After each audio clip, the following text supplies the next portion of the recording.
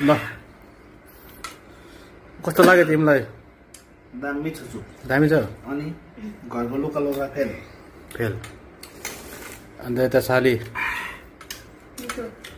चाहिँ हाम्रो फेरि नर्स ट्रेनिङ हुँदैछ उसको, फेरि कलेज चल्दैछ। म चाहिँ हजार हो होइन, ऊ चाहिँ हेडेसर हो हाम्रो। हेडेसर हो हजार भन्छ अरे त। हाम्रो चाहिँ यहाँ चाहिँ यो देख्नु भएन त तपाईँले? ल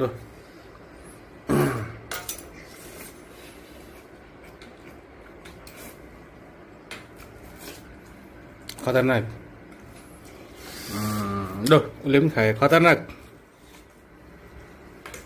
कस्तो दामी खतरा।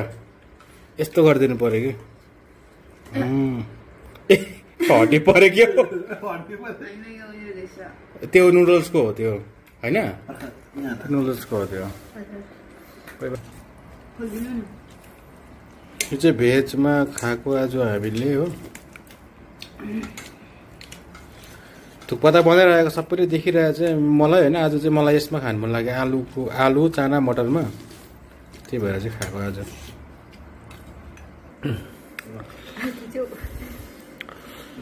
खानुहोस् त। आज मैले कति हेरेँ मैले होइन, युट्युबतिर आफ्नो मान्छेहरूले खाएको होइन। खासै चाहिँ आलु चाना अन्त मटरमा खाएको। खासै यो चाहिँ ज्यादा हिल्समा हुन्छ है। यो चाहिँ यो हिल्समै हुन्छ ज्यादा चाहिँ। तर आज चाहिँ हामीले चाहिँ बेङ्गलोरमा गरिदिएको।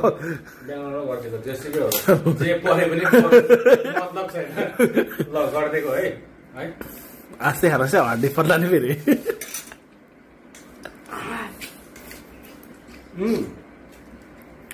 निम्बु खानुपर्छ।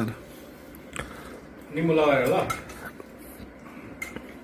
त्यो टेस्ट त मैले पाएँ होइन, अलिकति भए पनि निम्बु नलगिकन निम्बु लगाएको टेस्ट। ल